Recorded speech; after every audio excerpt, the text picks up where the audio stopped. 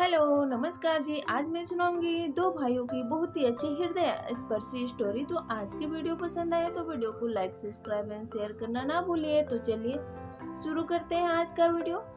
कहानी दो भाइयों की है। बड़ा भाई अभिनव और छोटा भाई अभिषेक, जो दोनों स्वभाव से बिल्कुल विपरीत थे। अभिनव मानता था कि हमेशा लोगों की मदद करनी चाहिए, सेवा भाव रखना चाहिए, सबसे अच्छे से पेश आना चाहिए, जब जब मौका मिले दान देना चाहिए। अभिषेक मानता था कि जीवन एक ही बार मिलता है, इसलिए उसे खुलकर जीना चाहिए। जो भी मन हो वह करना चाहिए, नशा हो, डांस बार जाना हो या जुआ खेलना हो और कुछ भी जिससे खुशी मिले, हर काम करना चाहिए। दोनों भाई अपनी अपनी मान्यताओं के हिसाब से अपना जीवन व्यतीत कर रहे थे। बड़ा भाई अभिनव जो भी कमाता उसमें बड़ी मुश्किल से गुजारा कर पाता था, क्योंकि वह जब भी मौका मिलता दूसरों की मदद करता, सत्संग सुनने जाता, मेडिटेशन करता। वो जितना हो सके उतना सादा जीवन जीने की कोशिश करता। छोटा भाई अभिषेक गलत रास्ते और गलत तरीके से धन कमाता और अपनी हर इच्छा पूरी करता।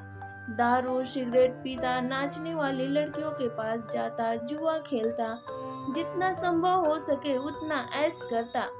अभिनव अक्सर अपने छोटा भाई अभिषेक को समझाने की कोशिश करता कि वह अपने जीने का तरीका बदल दे।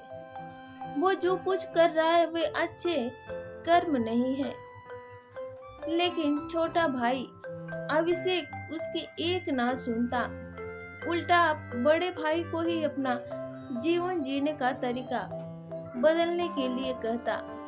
वे दोनों ही एक दूसरे की बात माने बिना अपने अपने तरीके से जिंदगी जीते रहे। एक दिन बड़े भाई अभिनव को घर लौटते वक्त रास्ते में चप्पल में कील घुस गई, जो चप्पल को चीरते हुए पैर में घुस गई। उसे बड़ा दर्द हुआ। दर्द इतना ज्यादा था कि वह ठीक से चल भी नहीं पा रहा था, लेकिन फिर भी जैसे तैसे लंगड़ाते हुए दर्द सहन करते अपने घर तक पहुंच गया। घर पहुंचने के बाद उसने बिल्कुल भी खड़ा नहीं हुआ जा रहा था। उसे बहुत प्यास लगी थी, लेकिन दर्द इतना ज्यादा था कि वह पानी का गिलास लेने तक की हिम्मत नहीं जुटा पा रहा था। इसलिए अब अभिनव छोटे भाई अभिषेक के आने की राह देखने लगा। थोड़ी देर बाद अभिषेक घर आया। उसके चेहरे पर बड़ी सी मुस्कान थी। वह बहुत ज्यादा खुश लग रहा था। छोटे भाई अभिषेक को देखते ही अभिनव ने उसे पानी मांगा। अभिषेक ने ठंडा पानी बड़े भाई को पिलाया और उसे क्या हुआ है उसके बारे में पूछा। बड़े भाई अभिनव ने बताया कि उसके पैर में कील घुस गई है।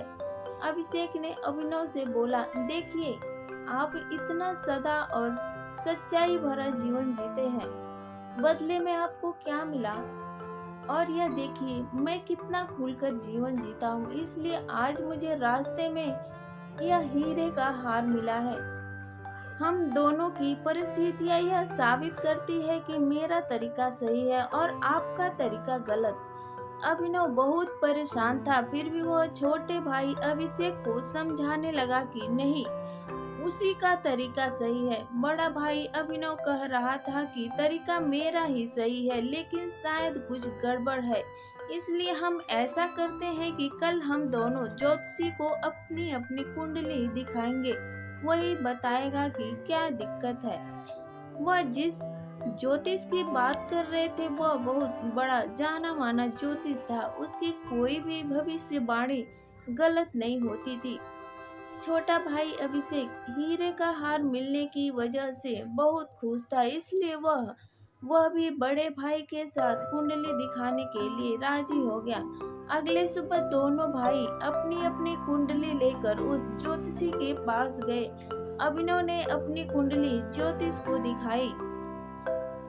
उस कुंडली को देखते ही ज्योतिष बोला, बाप रे बाप, किस अभागी की यह कुंडली है, यह तो अब तक मर गया होगा। अभिनव कुछ नहीं बोला और फिर छोटे भाई अभिषेक की कुंडली ज्योतिष को पढ़ने के लिए दी गई। उसकी कुंडली देखते ही ज्योतिष खुशी से बोल पड़ा, यह बहुत अच्छी कुंडली है, इसमें तो राजयोग लिखा है, यह जरूर अब तक मंत्री बन गया होगा। दोनों की कुंडली दिखा देने के बाद दोनों भाइयों ने ज्योतिषी से कहा कि यह दोनों कुंडली उनकी है और आपकी भविष्यवाणी गलत है, क्योंकि ना ही बड़ा भाई अब तक मरा है और ना ही छोटा भाई मंत्री बना है। ज्योतिष ने दोनों से कहा कि मैं कुंडली पढ़ने में गलत हो ही नहीं सकता।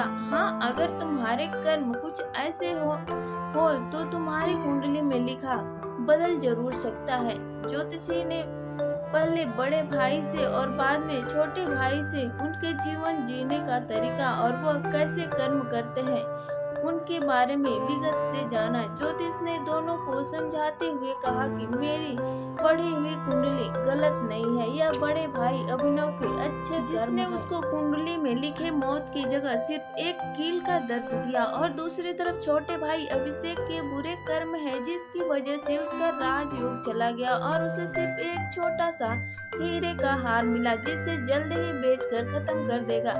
जैसे कर्म करेंगे फल भी वैसे ही होंगे। अगर हमारा वर्तमान अच्छा या बुरा है तो वह हमारे पहले पुराने कर्म की वजह से है, और हमारा भविष्य अच्छा या बुरा होगा वो हमारे वर्तमान के कर्मों के हिसाब से होगा। इसलिए हमेशा ध्यान रखें कि अच्छे कर्म करना ना छोड़े। Bye bye.